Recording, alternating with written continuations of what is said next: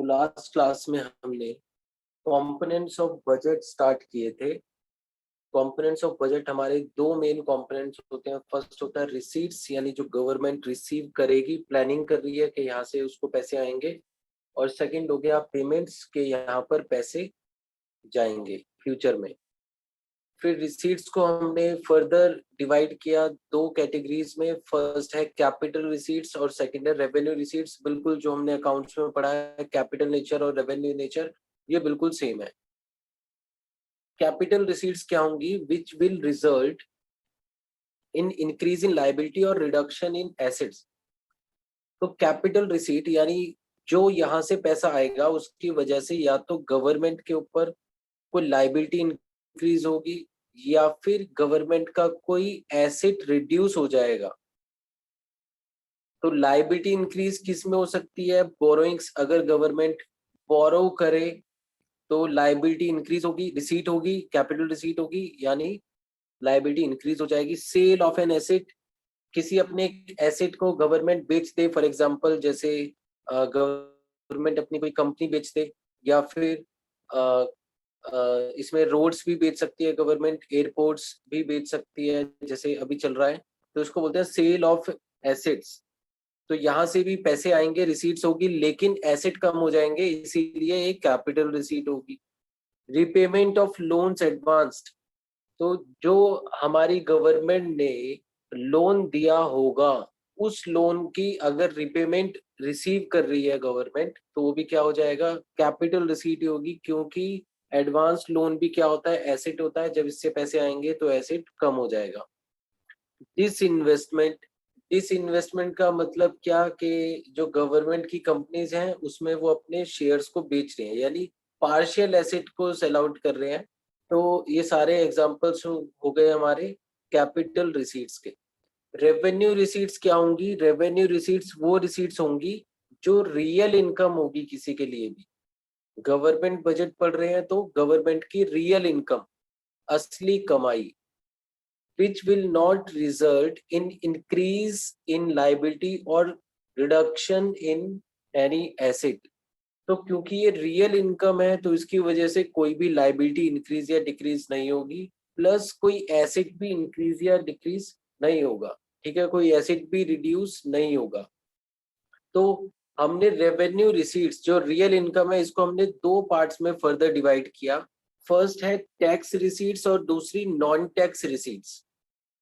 Tax receipts जो government tax से income generate करती है वो हो गई टैक्स रिसीट्स, और नॉन टैक्स रिसीट्स जो अदर देन टैक्स रिसीट्स होंगी।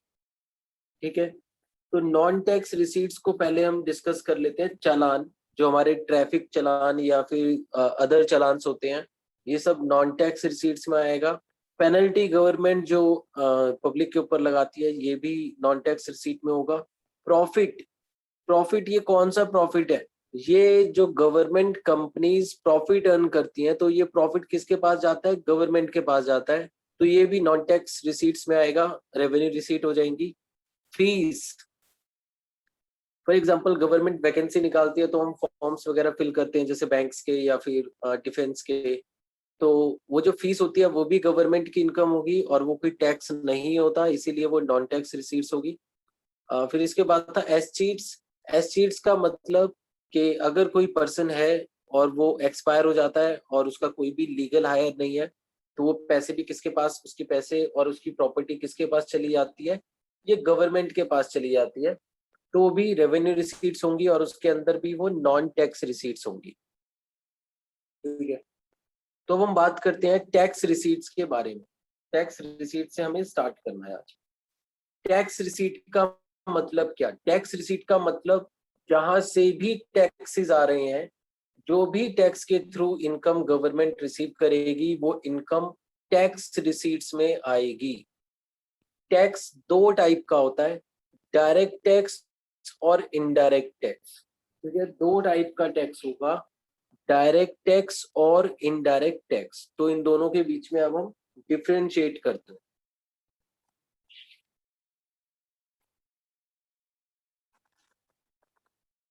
यहाँ तक सबको क्लियर है बेटा? किसी को कोई भी doubt? Clear sir. Yes sir. चलो, तो अब हम टैक्स रिसीट्स को बाइफरकेट कर रहे हैं। टैक्स रिसीट्स हमारी दो टाइप की होगी,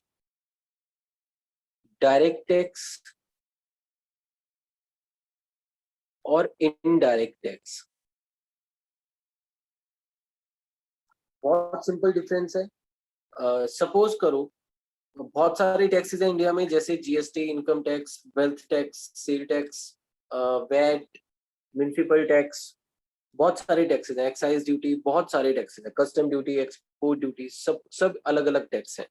ठीक है, अब डायरेक्ट टैक्स क्या होता है और इनडायरेक्ट टैक्स क्या होगा? तो डायरेक्ट टैक्स का मतलब है tax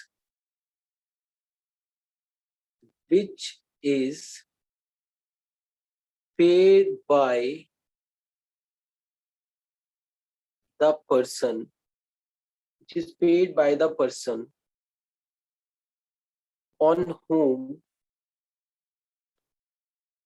it is levied. It is levied. ठीक है, इसका मतलब क्या है? जिस पर टैक्स लगेगा वही इस टैक्स की पेमेंट गवर्नमेंट को करेगा डायरेक्टली। ठीक है, जिस पर ये लगेगा वही डायरेक्टली गवर्नमेंट को पेमेंट करेगा। ठीक है, तो डायरेक्ट टैक्स का मतलब क्या हुआ? सपोज करो कि मेरे ऊपर कोई टैक्स लगा और उस टैक्स की पेमेंट मैं डायरेक्ट गवर्नमेंट को कर रहा हूं, तो वो क्या हो जाएगा? वो डायरेक्ट टैक्स हो जाएगा। ठीक है, इस केस में क्या होगा? इनडायरेक्ट टैक्स में tax is paid by the person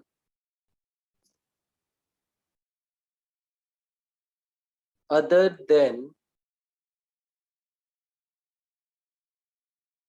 the person on whom it is levied.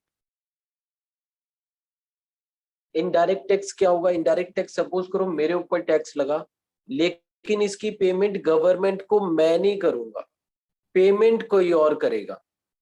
ठीक है, अब ध्यान से देखो, मैं पेमेंट की बात कर रहा हूं, मैं नहीं बोल रहा हूं कि बियर कौन करेगा।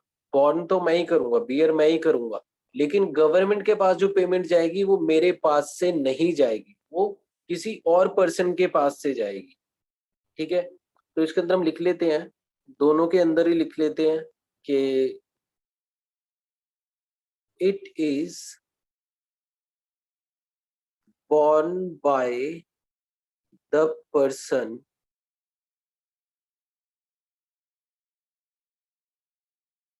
on whom it is levied, but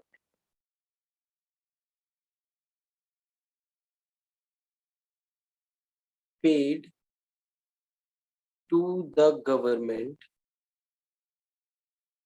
by any other person. ठीक है, तो इसमें बियर तो मैं ही करूंगा, लेकिन मैं गवर्नमेंट को पे ना करके किसी और पर्सन को दे दूंगा पैसे, और वो पैसे उसके बाद गवर्नमेंट के पास चले जाएंगे। यानी डायरेक्ट टैक्स के अंदर जो टैक्स पे किया जा रहा है वो डायरेक्टली वो पर्सन पे कर रहा है जिसके ऊपर वो चार्ज हो रहा है, और ये डायरेक्ट गवर्नमेंट को पे किया जा रहा है। इनडायरेक्ट टैक्स में क्या होगा? मेरे ऊपर टैक्स चार्ज होगा, लेकिन मैं डायरेक्टली गवर्नमेंट को पे नहीं करूंगा, मैं किसी और को पे करूंगा, फिर वो पर्सन गवर्नमेंट को पेमेंट करेगा। तो ये हो गया इनडायरेक्ट टैक्स। तो इसका मतलब इसमें जो पेमेंट प्रोसीजर होता है उसके बेस पर हमने टैक्सेस को बाइफरकेट किया, डायरेक्ट और इनडायरेक्ट टैक्स में। अब इसमें एग्जांपल लेते हैं। सपोज करो बेटा कि मुझे सैलरी मिल रही है और मेरी सैलरी के ऊपर टैक्स लगा। ठीक है, मुझे सैलरी मिली और मेरी सैलरी के ऊपर टैक्स लगा, तो पेमेंट कौन करेगा? मैं ही करूंगा। किसको करूंगा? डायरेक्टली गवर्नमेंट को करूंगा। ये कौन सा टैक्स है? डायरेक्ट टैक्स है। डायरेक्ट टैक्स के अंदर कौन सा टैक्स है? ये इनकम टैक्स है। मेरी इनकम हुई और मैंने डायरेक्टली वो उस पर लगाया हुआ टैक्स गवर्नमेंट को पे किया, तो ये मेरे लिए डायरेक्ट टैक्स हो जाएगा, गवर्नमेंट के लिए भी डायरेक्ट टैक्स होगा। लेकिन तो इनकम टैक्स किस चीज का एग्जाम्पल हो गया? डायरेक्ट टैक्स का हो गया।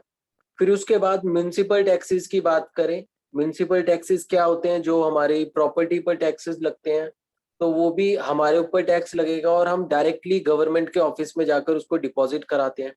तो ये भी क्या हो गया? ये भी एक तरह का डायरेक्ट टैक्स हो गया। तो वो सभी टैक्सेस जो डायरेक्टली गवर्नमेंट के पास डिपॉजिट कराए जाते हैं, किसके द्वारा? उस पर्सन के द्वारा जिसके ऊपर ये चार्ज होगा, ठीक है, लेवी करेगा। अब आते हैं इनडायरेक्ट टैक्स के एग्जाम्पल। तो इसमें हम जीएसटी का एग्जाम्पल ले सकते हैं। जीएसटी, सपोज करो कि मैंने मोबाइल फोन खरीदा, मोबाइल फोन खरीदा तो उस पर मैंने जीएसटी पे किया। क्या मैंने गवर्नमेंट को जीएसटी पे किया? नहीं, मैंने गवर्नमेंट को जीएसटी पे नहीं किया। मैंने तो उस पर्सन को पेमेंट की जिसने मुझे ये फोन बेचा है, जिसने मुझे ये फोन सेल किया है। तो पैसे तो जीएसटी के मेरे पास से ही जा रहे हैं, लेकिन ये किसी और के पास जा रहे हैं, और ऐसे ही आगे चलते जाएंगे और लास्ट में गवर्नमेंट के पास पहुंच जाएंगे। तो पैसे तो मेरी जेब से ही गई, लेकिन डायरेक्टली गवर्नमेंट को मैंने पे नहीं किए, इसीलिए क्या हो जाएगा? ये इनडायरेक्ट टैक्स हो जाएगा। तो जितना भी सेल और परचेज पर हम टैक्स पे करते हैं वो सभी इनडायरेक्ट टैक्सेस ही होते हैं, और जो हम डायरेक्टली अपनी इनकम पर पे करते हैं वो हमारे लिए डायरेक्ट टैक्स होते हैं। तो इनडायरेक्ट टैक्स के और भी एग्जांपल है हमारे पास, जैसे वैट हो गया, एक्साइज ड्यूटी हो गया, जो हम पेट्रोल डीजल पर पे करते हैं। तो ये सारे हमारे इनडायरेक्ट टैक्स के एग्जाम्पल्स हैं। चलो तो इनको नोट कर लेते हैं एग्जाम्पल्स को।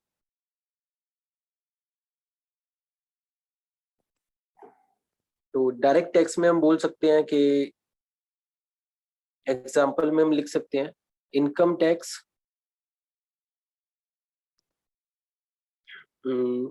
फिर इसके बाद wealth tax, municipal tax,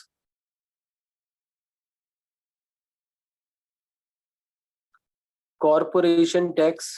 corporation tax क्या होता है? जो कंपनी पर लगता है, तो वो भी कंपनी डायरेक्ट गवर्नमेंट को ही पे करेगी, एटसेट्रा।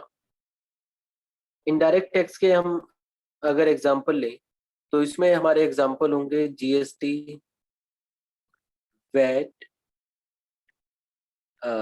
सीएसटी। सीएसटी का मतलब होता है सेंट्रल सेल टैक्स। फिर इसके अंदर हम एक्साइज ड्यूटी भी ले सकते हैं। ठीक है, बहुत सारे एग्जांपल्स होते हैं। सर्विस टैक्स का नाम सुना होगा, सर्विस टैक्स ही बेटा इनडायरेक्ट टैक्स ही होता है। ठीक है, तो ज्यादातर टैक्स जो हम सेल परचेज पर देते हैं वो हमारे लिए इनडायरेक्ट टैक्स ही होंगे। चलो, और इसके डिफरेंस, इसमें थोड़ा सा और डिफरेंशिएट करते हैं। फिर हम बोल सकते हैं burden of payment can't be transfer. Burden of payment हम ट्रांसफर नहीं कर सकते, ये हमें ही पे करना पड़ेगा डायरेक्टली टू द गवर्नमेंट। तो इसलिए हमने लिखा burden of payment can not be transfer. और यहाँ पर हम लिख सकते हैं burden of payment can be transfer. ठीक है, यहाँ पर हम बर्डन, इनडायरेक्ट टैक्स में बर्डन ट्रांसफर कर सकते हैं। कैसे ट्रांसफर करते हैं, कर सकते हैं? तो उसका हम एक बार एग्जांपल देखते हैं।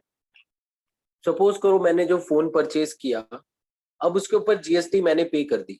ठीक है, अगर मैंने ये फोन अपने पर्सनल यूज के लिए परचेज किया है, तो अब ये जीएसटी मुझे रिकवर नहीं हो पाएगी। ठीक है, लेकिन अगर मैं इस फोन को रीसेल कर दूं आगे, ठीक है, तो जैसे मैंने सामने जीएसटी पे की थी, इसी तरह मैं भी जिसको सेल करूंगा वहां से मुझे जीएसटी, मेरी जीएसटी रिकवर हो जाएगी। तो बर्डन ऑफ पेमेंट कहाँ चला गया? किसी और पर्सन पर शिफ्ट कर गया in case of indirect tax. ठीक है, इनडायरेक्ट टैक्स अगर मैं फर्दर सेलिंग के लिए या फिर रीसेलिंग के लिए गुड्स परचेज कर रहा हूँ तो बर्डन कैन बी शिफ्टेड, और अगर मैं पर्सनल यूज के लिए खरीद रहा हूँ तो burden can not be shifted. ठीक है, तो इसीलिए इनडायरेक्ट टैक्स का बर्डन शिफ्ट किया जा सकता है, लेकिन डायरेक्ट टैक्स का बर्डन शिफ्ट नहीं किया जा सकता, वो तो मेरी इनकम पर लगा है। तो मुझे ही पे करना पड़ेगा, इसको हम शिफ्ट नहीं कर सकते। यहाँ तक सबको क्लियर है बच्चों? Yes sir.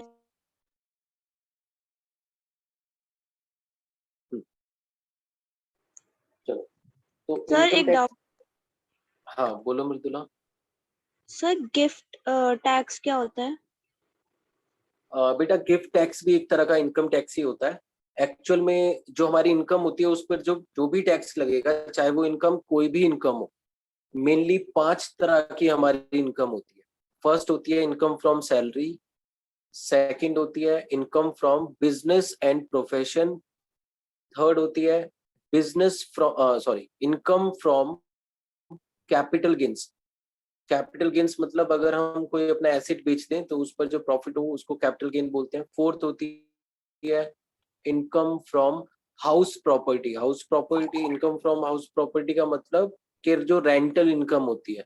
और सबसे लास्ट टाइप की इनकम होती है इनकम फ्रॉम अदर सोर्सेज, इसके अंदर गिफ्ट्स, इंटरेस्ट वगैरह इस तरह की इनकम आ जाती है। तो जब हमें कहीं से इनकम होती है तो टैक्स भी हमारे ऊपर लगेगा। इनकम हमने अर्न किया तो टैक्स भी हमारे ऊपर लगेगा और हम ही उसको पे करेंगे। सपोज करो मुझे कहीं से गिफ्ट मिल गया, तो गिफ्ट तो फ्री में मिलेगा, तो ये भी मेरी इनकम ही होगी। इसके ऊपर भी मुझे 30% टैक्स पे करना होता है, तो ये भी इनकम टैक्स ही होगा, डायरेक्ट टैक्स ही होगा, मेरे ऊपर लगेगा और मैं डायरेक्टली गवर्नमेंट के अकाउंट में इसको डिपॉजिट कराऊंगा, तो इसलिए ये डायरेक्ट टैक्स हो जाएगा। क्लियर है बेटा पॉइंट? Yes sir.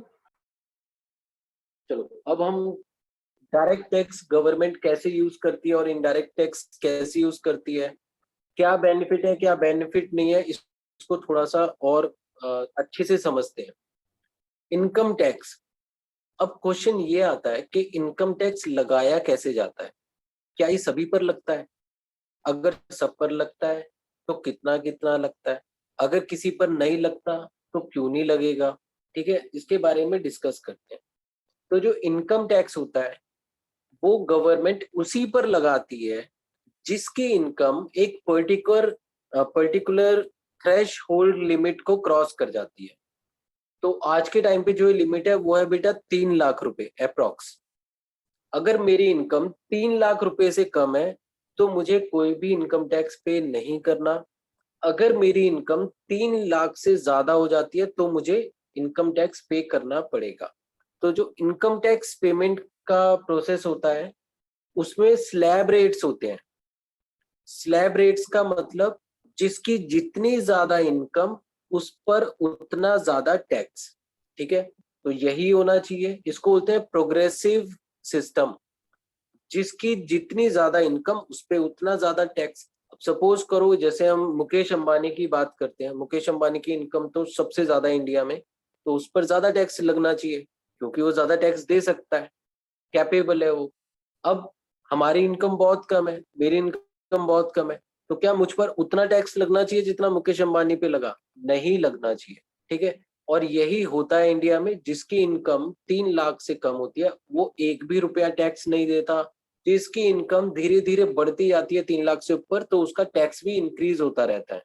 जैसे अगर मेरी इनकम 3 लाख से 5 लाख के बीच में है तो मुझे 5% ऑफ द इनकम टैक्स देना होता है।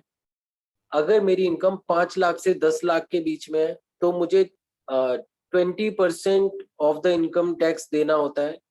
और अगर मेरी इनकम 10 लाख क्रॉस कर जाती है तो मैं 30% ऑफ डिफरेंस जो भी मेरे एक्सीड कर रहा है उसका मैं टैक्स देता हूँ। यानी इनकम इंक्रीज होती रहेगी तो टैक्स भी इंक्रीज होता रहेगा। तो ये क्यों किया गया है? ये इसलिए किया जाता है जिससे जिन लोगों की इनकम कम है वो ज्यादा टैक्स ना दे, वो सेविंग ज्यादा करें, और जिस पर्सन की इनकम जितनी ज्यादा होगी वो उतना ज्यादा कंट्री के लिए कंट्रीब्यूट करेगा, उतना ज्यादा टैक्स देगा। तो इस सिस्टम को हम बोलते हैं प्रोग्रेसिव सिस्टम। जितना ज्यादा टैक्स, जितनी ज्यादा इनकम उतना ज्यादा टैक्स। ठीक है, तो इस टैक्स स्ट्रक्चर को यूज करके गवर्नमेंट हमारी इनकम को भी इक्वल करने की कोशिश करती है।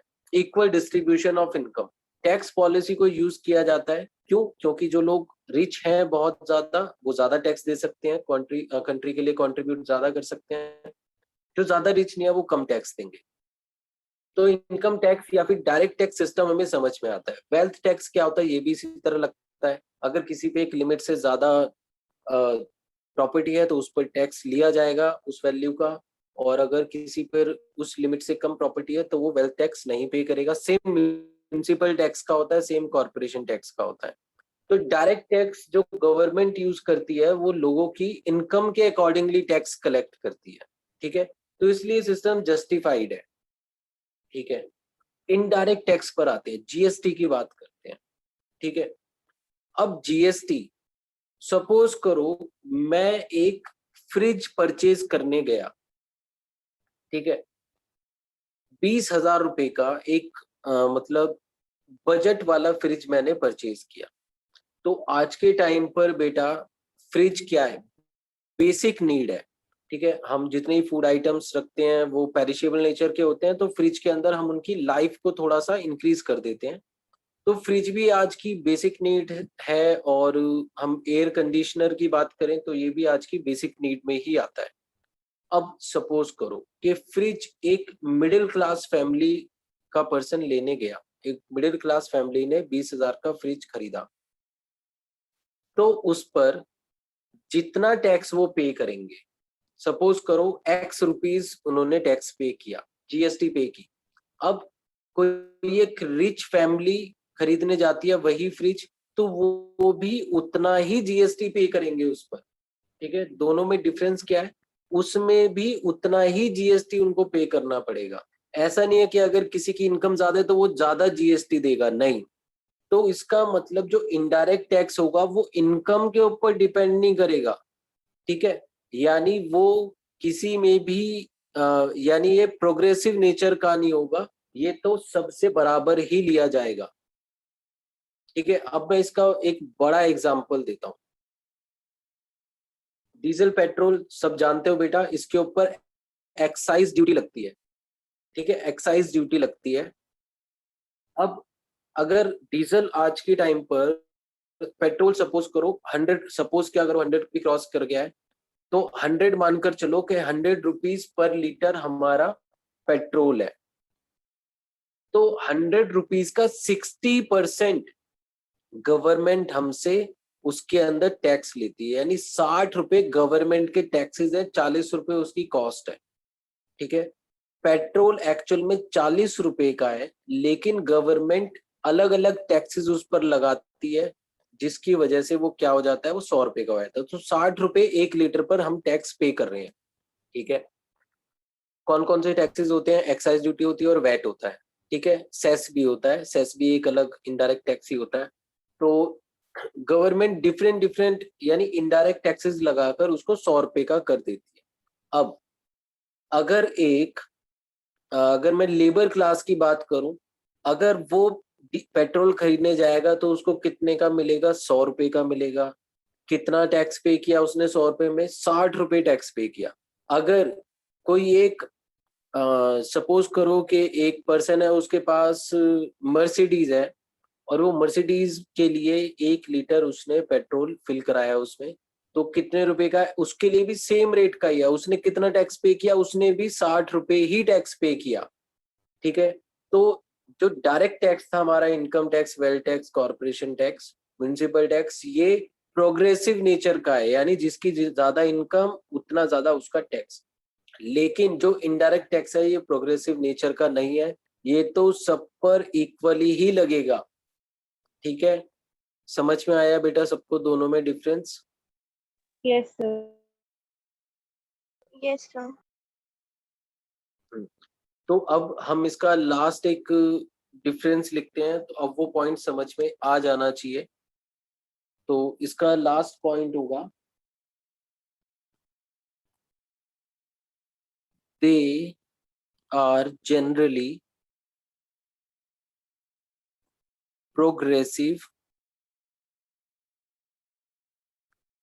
Progressive in nature.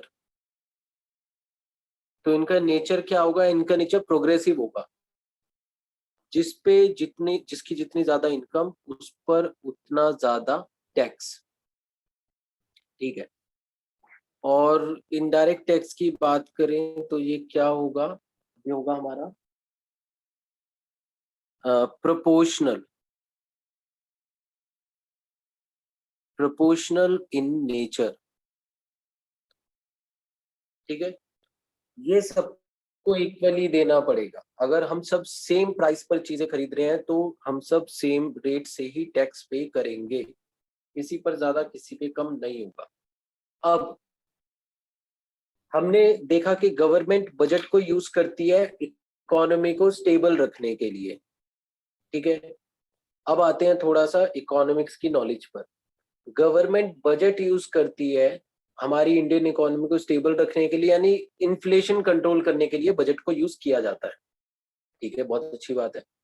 हमारी गवर्नमेंट ये भी हमसे कहती है कि टैक्सेस नहीं लेंगे तो हमारी इनकम कहाँ से होगी।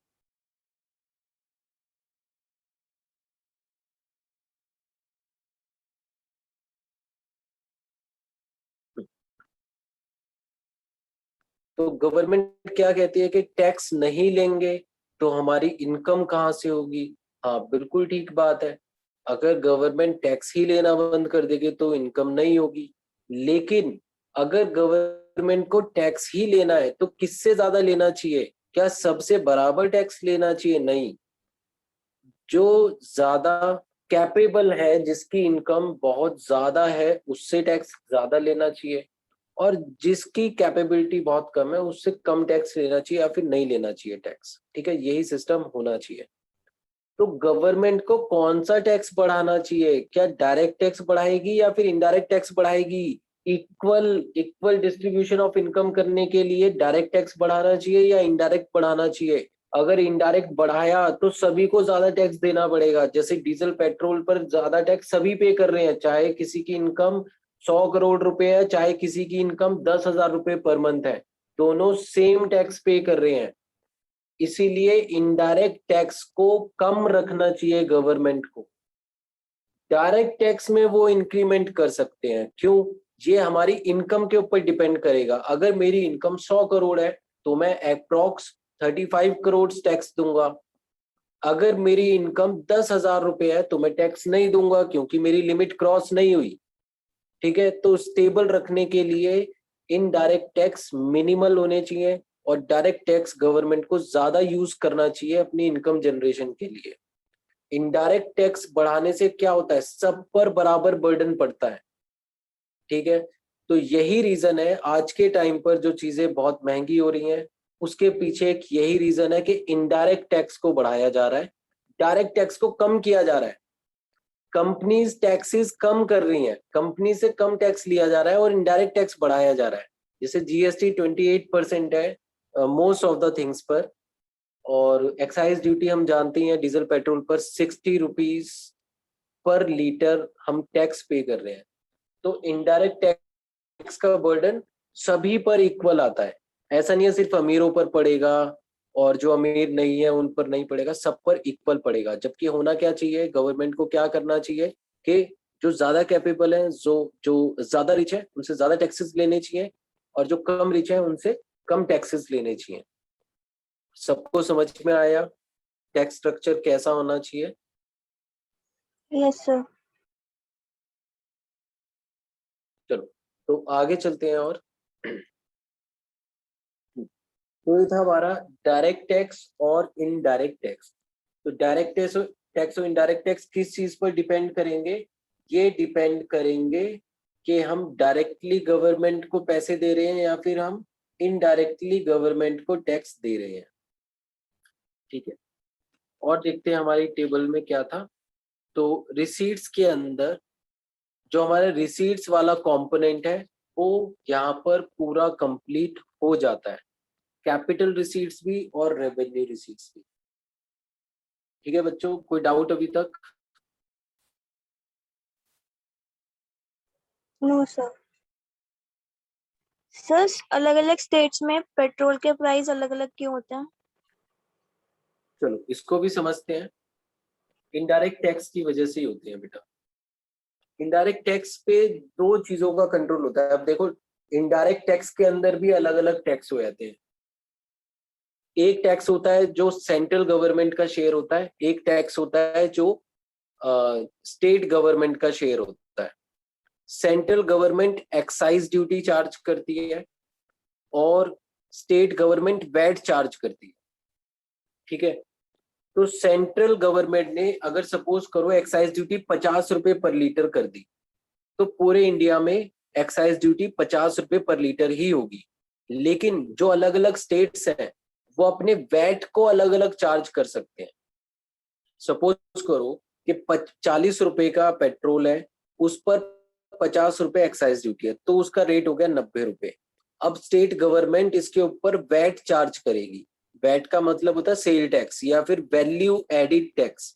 तो अब स्टेट गवर्नमेंट वैट चार्ज करेगी। अब उसकी मर्जी है स्टेट गवर्नमेंट की कि वो कितना चार्ज करे। तो कई स्टेट ऐसे हैं जो सिर्फ 4 रुपए चार्ज कर रहे हैं, तो वहां पर टोटल कॉस्ट आएगी 94 पर लीटर। यूपी के अंदर ज्यादा चार्ज हो जाता है, तो यहाँ पर 94 से ज्यादा कॉस्ट आएगी। कोई स्टेट गवर्नमेंट ऐसी है जो सिर्फ 2 रुपए चार्ज कर रही है, तो वहां पर 92 रुपए पर लीटर कॉस्ट आएगी। ठीक है, तो जो वैट स्टेट गवर्नमेंट के कंट्रोल में रहता है उसको स्टेट गवर्नमेंट्स अलग अलग रेट से चार्ज करती हैं। लेकिन जो सेंट्रल गवर्नमेंट के अंडर में है एक्साइज ड्यूटी, वो सेम रेट से ही चार्ज किया जाता है अक्रॉस द कंट्री। ठीक है, अब दिल्ली में पहले पेट्रोल सस्ता होता था। क्यों होता था? क्योंकि वहां पर वैट कम चार्ज करती थी दिल्ली गवर्नमेंट। लेकिन अब दिल्ली में पेट्रोल यूपी से ज्यादा महंगा हो गया। क्यों हो गया? क्योंकि यहाँ पर वैट बढ़ा दिया गया पेट्रोल के यूसेज पर। समझ में आया बेटा अलग अलग प्राइसेस क्यों होते हैं? Yes sir. Yes sir. चलो आगे चलते हैं।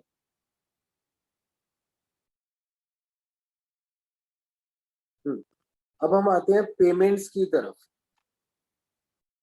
ठीक है, अब हम पेमेंट कंपोनेंट को लेते हैं। इसको पेमेंट कहो या फिर बेटा इसको एक्सपेंडिचर कहो, कोई भी डिफरेंस नहीं है। पेमेंट कहो या एक्सपेंडिचर कहो, दोनों सेम है। तो पेमेंट हमारी ये भी दो टाइप की ही होंगी। फर्स्ट होगा हमारा कैपिटल एक्सपेंडिचर या फिर कैपिटल पेमेंट, कैपिटल एक्सपेंडिचर। और सेकंड होगा हमारा रेवेन्यू एक्सपेंडिचर। हमने जो अभी तक अकाउंट्स में कैपिटल एक्सपेंडिचर और रेवेन्यू एक्सपेंडिचर पढ़ा है, बिल्कुल सेम वही कॉन्सेप्ट है, कोई भी डिफरेंस नहीं है। तो कैपिटल एक्सपेंडिचर क्या होगा? इट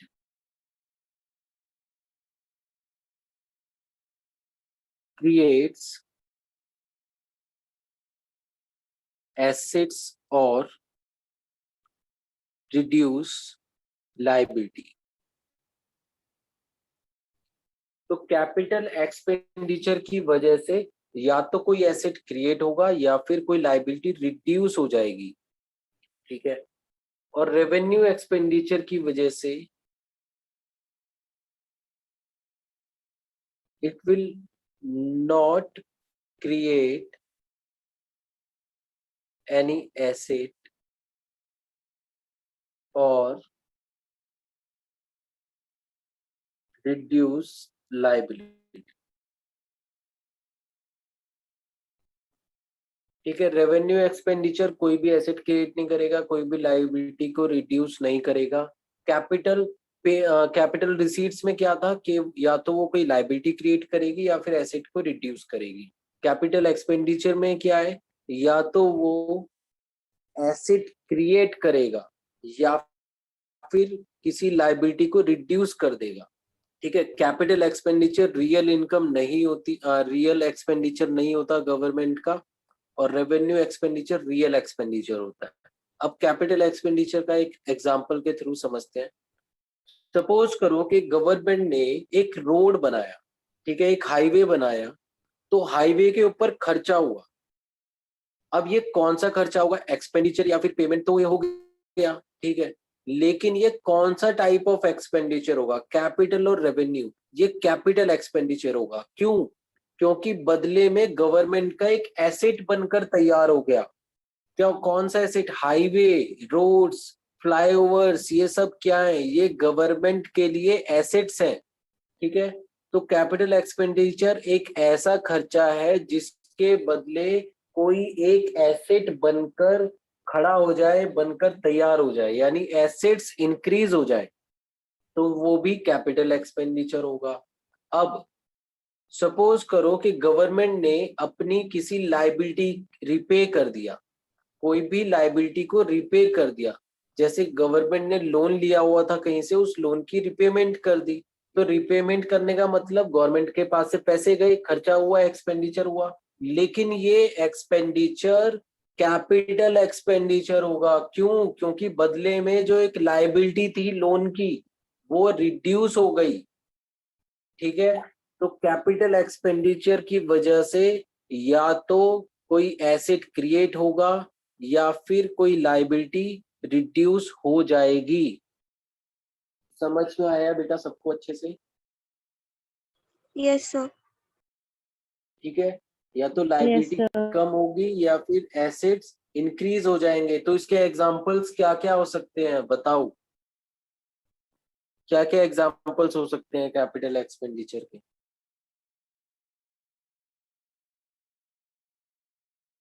एक तो हमने अभी पढ़ा रीपेमेंट ऑफ लोन,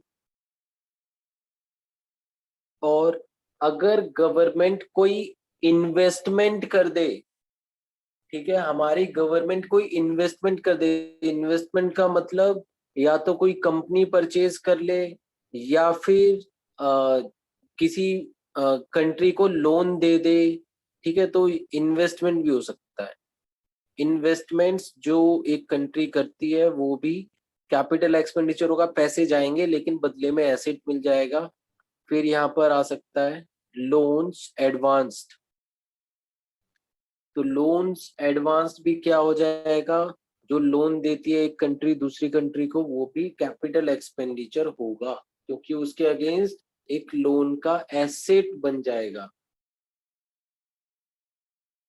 सबको क्लियर है बच्चों? Yes sir. Sir expenditure on fixed assets भी तो आ सकता है। हाँ, एक्सपेंडिचर ऑन फिक्स्ड एसेट्स भी आ सकता है, वो भी एसेट की वैल्यू को ही इंक्रीज करेगा। चलो